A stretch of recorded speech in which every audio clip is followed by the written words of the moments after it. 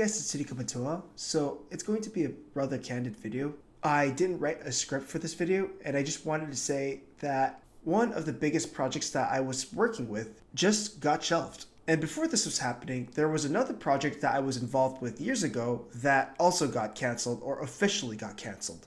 And when a production gets shelved or canceled or canned, it usually means there's going to be a layoff, a termination of employment for the current company that you're involved with. One time I joined a studio, and after a month and a half, I got let go from that studio because of the cancellation.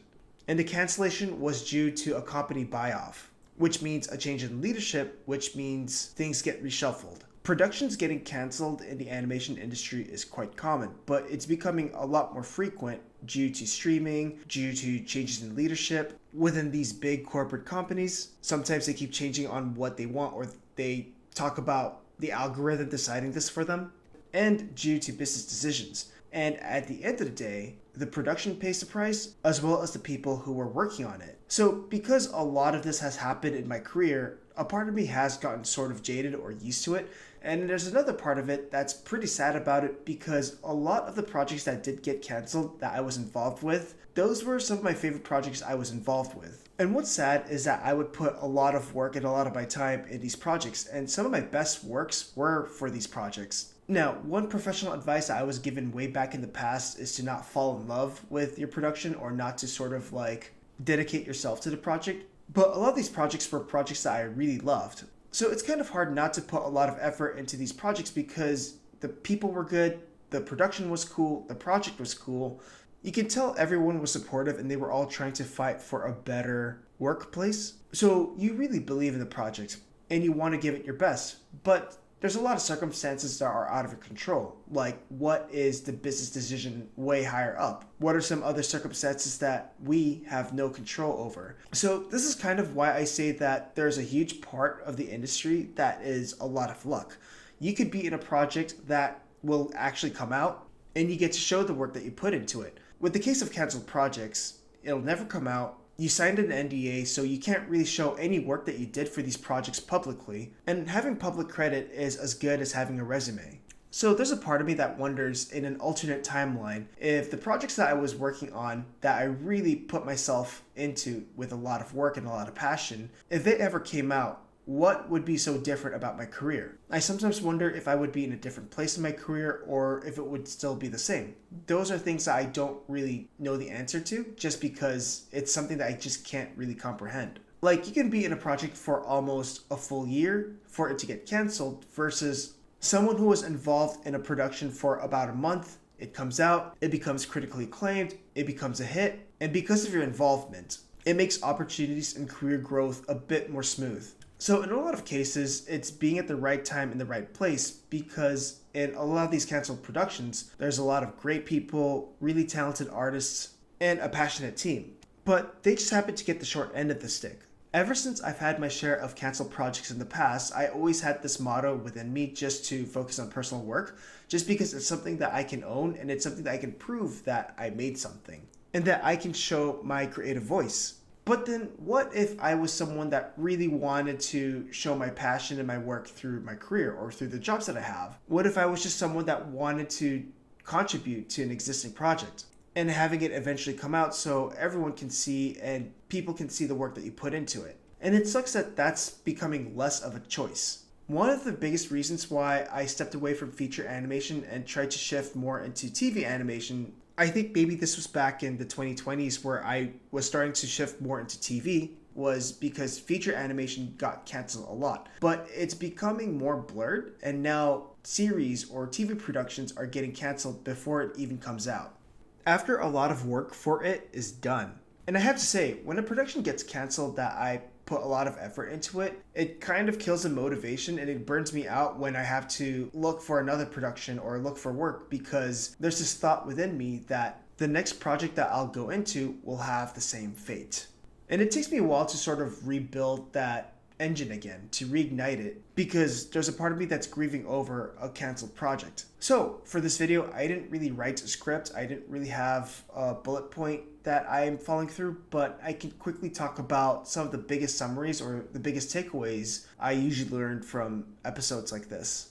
I think the first thing I'll say is that it's totally okay to grieve of a lost project. It's okay to be sad about that. It is the sad nature and the terrible nature of our industry, but it's also one of those things that eventually you have to move on. Another thing that I do want to talk about is me pursuing original work. Recently, I just wanted to focus on my career and just focus on the work that I was given. Another terrible thing was that I was constantly sort of chasing trends within my work so I could get employed within these certain places. But I think that came with a cost of sort of forgetting my own voice or my own sensibilities. So there's a part of me that needs to revisit my own creative voice, what I like, what stories, what messages, or what themes do I want to explore? I think over time, I kind of forgot about that. So I think it's sort of a wake-up call for me to revisit that. Another thing is that when a project actually comes out, that's super lucky now. And when you hear stories behind the scenes of how this project, a lot of people had no faith in it, and then when it came out, it becomes a critical hit.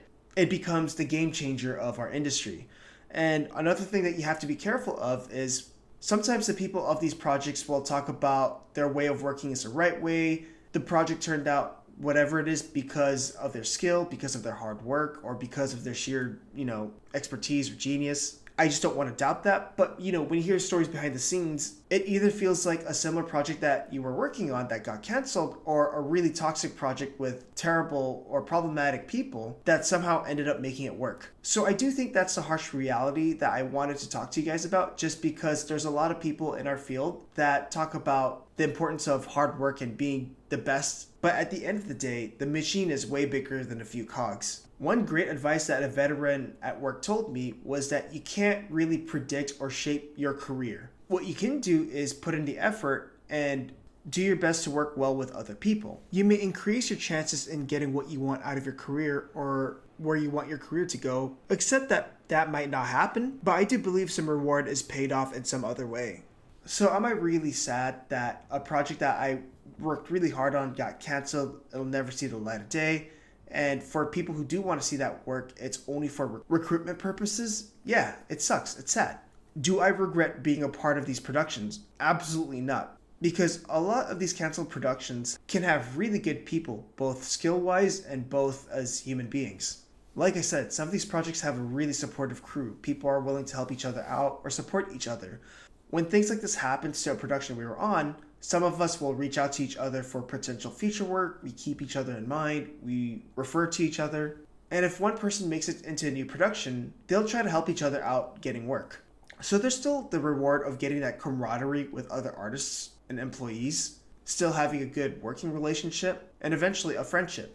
And that's how some of those connections build, and that's how some of those connections stick with you for the rest of your career. And for the canceled projects that I was involved with, I can safely say that those were some of my favorite people that I've ever worked with. And I'm really thankful for the experience because some of these experiences, they did try to make the workplace better and healthier.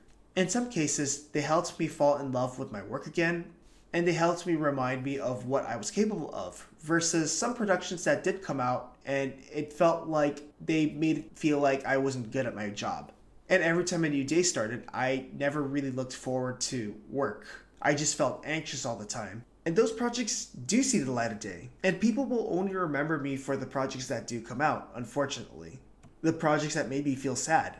The projects that I was part of that never saw the light of day, it helped me realize that the good stuff can still exist. And of course, this is just my experience within the animation industry and my involvement with canceled projects. I don't think a lot of artists talk about what it's like being involved with canceled projects or going through that pain and burden publicly. So I just want to share my overall thoughts and experience over that, just because I have a very specific experience with that kind of stuff. I'm also learning to realize that it's not really about the project that makes me excited working with a team, a production, or going into the studio. It's the people. So yeah, just wanted to talk about that stuff. That's all. Bye. Interested in learning hand-drawn animation or learning how to finish an animated shot from beginning to end? Have a look at the store where you'll find the complete Introduction to 2D Animation video course, tutorials, and other resources. Learn classical animation approaches, drawing, lectures, techniques, and other process videos. Visit the store through the link in the description below.